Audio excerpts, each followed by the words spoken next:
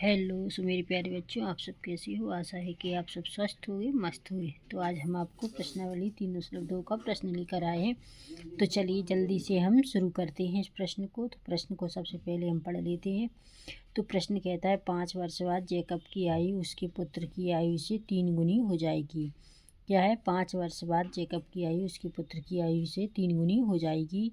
5 वर्ष पूर्व जैकब की आयु उसके पुत्र की आयु की 7 गुनी थी। उसकी वर्तमान आयु क्या है? तो चलिए हम इसे जल्दी से फटाफट से सॉल्व करते हैं, यानी कि हल करते हैं।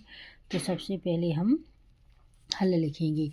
जब हल लिखेंगे तो लिखेंगे माना कि जैकब की आयु क्या मान लेंगे हम? x वर्ष, है ना। माना कि जैकब की आयु x वर्ष, ठीक है। और जैकब के पुत्र की आयु क्या मानेंगे हम? y वर्ष, है ना। जैकब के पुत्र की आयु मानेंगे y वर्ष, ठीक है। तो अब क्या पूछा है? 5 वर्ष बाद जैकब की आयु उसके पुत्र की आयु की 3 गुनी हो जाएगी। तो बाद यानी कि प्लस आ जाएगा। जब बाद आता है तो प्लस और पूर्व आएगा तो माइनस। तो प्लस आ जाएगा तो x प्लस 5 हो गई किसकी? जैकब की आयु। और बराबर में y प्लस 5 ये हो गई जैकब के पुत्र की आयु। तो जैकब के पुत्र की आयु से कितनी हो जाएगी? 3 गुनी। तो 3 गुनी हो गई तो 3 हमने इसमें लिख दिए, ठीक है। 3 गुनी कर दी हमने।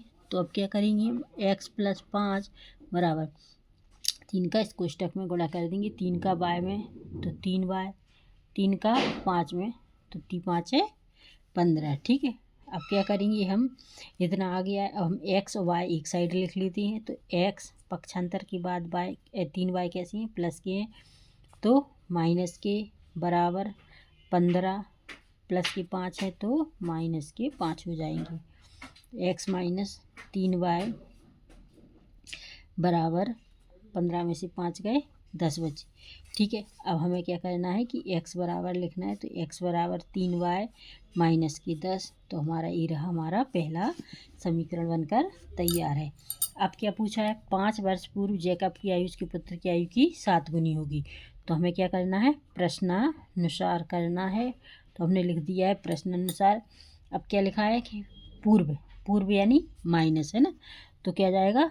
5 वर्ष तो x माइनस 5 हो जाएंगे और इधर आ जाएंगे y माइनस 5। तो कितनी गुनी हो जाएगी? 7 गुनी, है ना। तो ये हो गई 7 गुनी। 7 गुनी हो गई। तो इसको भी हमें सेम वैसे ही करना है। x माइनस 5 हो गए। अब 7 का इस कोष्टक में गुणा करेंगे। तो 7 का 5 में तो 7y, 7 का 5, 7 का y में करेंगे 7y, 7 का 5 में करेंगे माइनस 5 में तो 7 पना 35। क्लियर। अब हम एक्स वाई एक साइड कर लेते। एक्स पक्षांतर के बाद प्लस की है 7y तो कैसे हो जाएंगी? माइनस के 7y बराबर माइनस के 35। पक्षांतर करेंगे तो माइनस की 5 है तो कैसे हो जाएंगे? प्लस के 5। क्लियर। तो x माइनस 7y क्या हो जाएंगे? 35 में से 5 गए तो कितने? माइनस के 30, है ना। तो ये रहा हमारा समीकरण नंबर 2। तो समीकरण 2 एक बन गया है और समीकरण 2 तैयार है हमारा। तो हम क्या करेंगे? समीकरण 1 का मान समीकरण 2 में रख देंगे, है ना। तो इधर क्या ए बराबर था, सॉरी, इसको करेंगे हमेशा x बराबर 7y माइनस के 30 हो जाएंगे। तो ये रहा हमारा समीकरण नंबर 2, ठीक है। तो चलिए अब हम इसको कैसे सॉल्व करेंगे? x समीकरण 1 का मान समीकरण 2 में रख देंगे। तो हम लिख देंगे समीकरण 1 का मान समीकरण 2 में रखने पर, 2 में रखेंगे, है ना। जब 2 में रखेंगे तो हमें समीकरण नंबर 2 लिखना पड़ेगा। तो समीकरण नंबर 2 x बराबर 7y माइनस के 30 ए, है ना। तो हमें x बराबर रखना है 3y माइनस 10 यानी समीकरण 1 का मान। तो समीकरण 1 का मान क्या है? x बराबर 3y माइनस 10। तो x की जगह क्या आ जाएगा? 3y माइनस 10 बराबर 7y माइनस के 30। क्लियर। इतना हो गया। अब हम y एक साइड कर लेते हैं। तो 3y, पक्षांतर की बात के प्लस की है 7y तो माइनस के 7y, ठीक है। बराबर माइनस के 30 हैं तो माइनस के 30, और इधर माइनस के 10 हैं तो कैसे हो जाएंगे,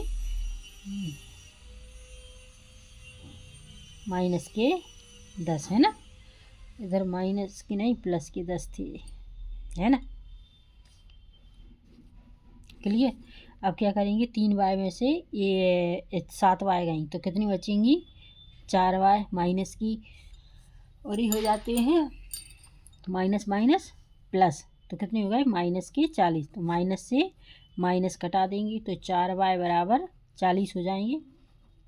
तो y बराबर क्या लेंगे हम, 40/4, 4 से 40 काट देंगे तो 10, तो y बराबर कितने हो गए 10। y का मान कितना निकल के आ गया हमारे पास 10। अब हम क्या करेंगे, a हो गया है y बराबर 10, ठीक है। अब हम क्या करेंगे, y का मान समीकरण 1 में रख देंगे। किस में रखेंगे, 1 में। y का मान समीकरण 1 में रखने पर, तो समीकरण 1 हमारे पास कौन सा है, ये रहा। तो समीकरण 1 है x बराबर 3y माइनस 10, तो हम यहाँ लिख लेते हैं x बराबर 3y माइनस 10, ठीक है। अब y की जगह हमें क्या रखना है 10, तो x बराबर 3 गुणित y बराबर कितनी रखनी, 10 माइनस 10, ठीक है। तो x बराबर क्या जाएगा, 10 दिया 30 माइनस के 10, ठीक है, माइनस की नहीं तो प्लस के 10 है ना, प्लस के 10, तो क्या जाएंगे प्लस के 10, तो x बराबर 30 और 10 कितनी हो गए 40, तो ये क्या हो गया x बराबर, तो x किसकी आयु थी, जेकब की आयु, और तो देखिए x किसकी आयु थी, जेकब की आयु, और y किसकी आयु थी, जेकब की पिता की आयु, है ना। तो हम क्या लिख सकते हैं, जेकब की आयु कितनी निकली हमारे पास, जेकब की आयु कितनी निकली 10 वर्ष, और जेकब के पुत्र की आयु, तो जेकब की आयु 10 वर्ष यानी y बराबर जेकब की आयु थी। अब हम क्या लिखेंगे, जेकब के पिता की आयु, है ना, जेकब के पिता की आयु कितनी निकली 40 वर्ष, तो ये रही हमारी 40 वर्ष। तो जेकब की आयु 10 वर्ष और जेकब के पिता की आयु 40 वर्ष, तो ये रहा हमारा आंसर। तो आई होप यू कि आपको ये क्वेश्चन अच्छे से समझ में आ गया होगा, और अगर फिर भी कोई डाउट है या कोई भी समस्या है तो आप हमारे चैनल पर कमेंट करके पूछ सकते हैं। और अगर वीडियो अच्छी लगी हो तो वीडियो को लाइक और सब्सक्राइब कीजिए, और अपने दोस्तों के साथ ज़्यादा से ज़्यादा शेयर कीजिए। तो चलिए हम नेक्स्ट वीडियो में आपसे फिर मिलेंगे, तब तक के लिए नमस्कार, जय हिंद।